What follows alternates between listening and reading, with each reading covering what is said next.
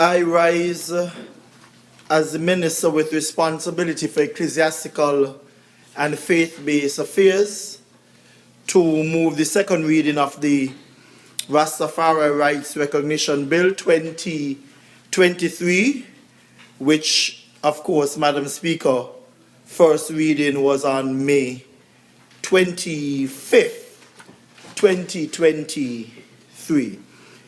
But allow me, Madam Speaker, to draw something to our attention, especially as the minister, as I said, with responsibility for faith base.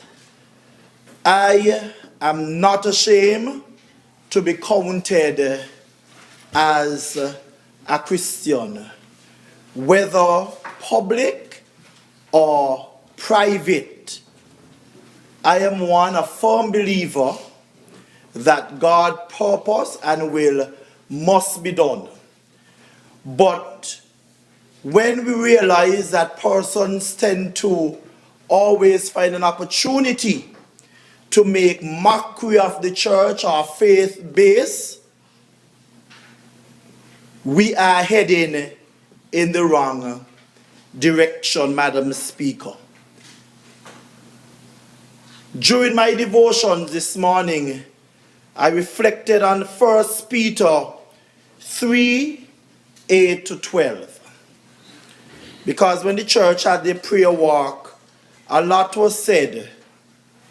Finally, be ye all of one mind, having compassion one of another. Love as brethren, be pitiful, be courteous, not rendering evil for evil or railing for railing. But, and you know that but, contrivise blessing, knowing that ye are thereunto called, that ye should inherit a blessing.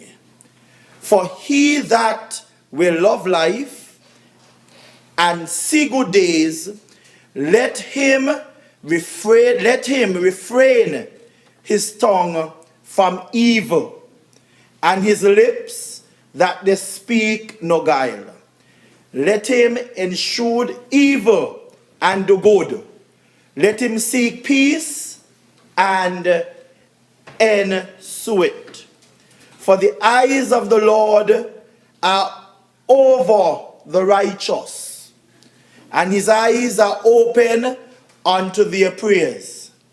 But the face of the Lord is against them that do evil. I thought it was necessary, Madam Speaker, to put that in the atmosphere. But, Madam Speaker, the long title before us reads, a bill to provide for the process of registration of Rastafari groups, recognition of various rights related to the use of cannabis by registered Rastafari groups, licensing for freedom and conscious possession and use of cannabis in certain public places and for other related matters. The first concern that I would like to address, Madam Speaker, which I am sure that some will raise here in this august body, as well as in the general public, is the requirement for registration. It may be felt that this requirement is not in place for any other faith or denomination. Please permit me, Madam Speaker, to clarify this concern. The bill does not call for registration of an individual. It instead calls for the registration of groups. As in the case with each other denomination, once they seek recognition as a group, registration, licensing, legal recognition is required. This is a principle and practice that is being applied to the Rastafarians, Madam Speaker. Throughout our legislative history, we have examples of churches registering as legal entities, thereby having the authority to make money, purchase land, sell, and do all sorts of things, Madam Speaker. To avoid the cost and sometimes cumbersome legal procedures, this is done. The bill provides a simple, just, comparable practice for such acknowledgement of the rights of our group which we are discussing today, the Rastafarians.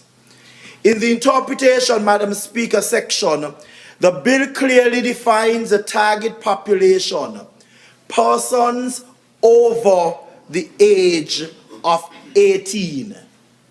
And I think that is adult according to law.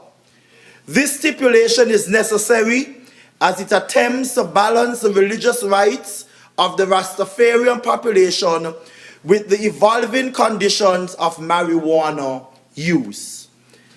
As has been done with Catholics, though the consumption of alcohol is a cornerstone of their faith, it has been established that this component of the sacrament will not contravene local laws which establishes the legal age for the consumption of alcohol, Madam Speaker. The same here for cannabis use. As a nation, we maintain that cannabis is not suitable to be consumed in any form by children under the age of 18. The interpretation section of the bill goes further to define cannabis, the material and the resin, while outlining the full process and gains from registration. These definitions are compliant with those used throughout our local laws, Madam Speaker, when it refers to cannabis, the material or the resin. Critical to the exercise of the Rastafarian faith is the use of marijuana, which is said to assist with the level of consciousness, levity, and overstanding necessary to expand mental horizons and become more spiritually conscious. Through the inclusion of these definitions, Madam Speaker, we ensure that such registered groups are protected in the use of each such variation. In section 3, Madam Speaker, of the bill, it speaks to the registration of the Rastafarian groups. This process will be managed by the Ministry of Ecclesiastical and Faith-Based Affairs. I wish to indicate to the general public that your government was strategic in the inclusion and the build out of this ministry, building on the vision from when it was first introduced in 2010. Now in 2023, the ministry has its own permanent secretary who, along with their team, work to ensure that God is present in all that we do. This is not contrary to the Rastafarian religion, as it is based on the belief of a central authority who is referred to as Jah, Madam Speaker. Section 4, Madam Speaker, speaks to the registration of places of assembly.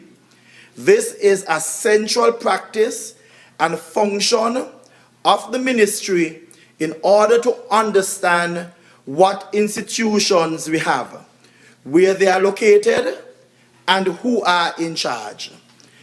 This knowledge facilitates outreach to ensure the involvement of all in the consultation and of the work of the various activities. In section 5, Madam Speaker, It speaks to the concession available to registered groups. This ensures, Madam Speaker, uniformity of benefits across the sector. Our churches and places of assembly are duly registered and are afforded with certain privileges and support by the state, as it is acknowledged that they perform a key role and function. All of these are now formally extended to the registered Rastafarian groups. I have a whole list, Madam Speaker, from A to H, where the churches benefit. All we are saying, the Rastafarian group will now have those same benefits.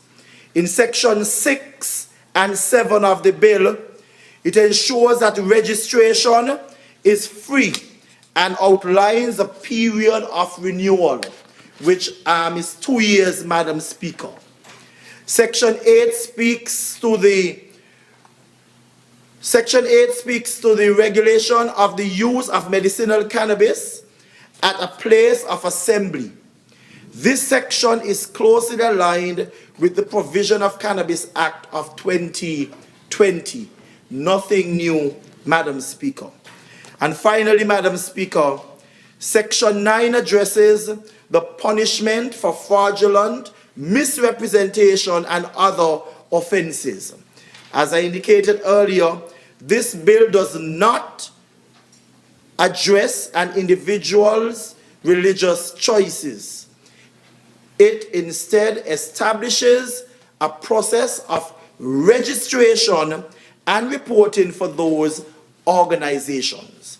The penalties are sizable because the benefit to be derived are also sizable. The bill closes with the stipulations for schedule and regulations.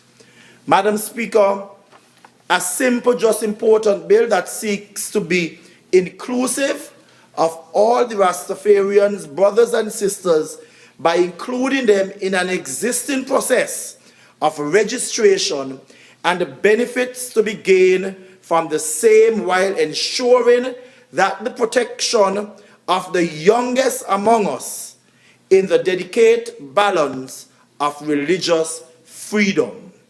May it please you, Madam Speaker.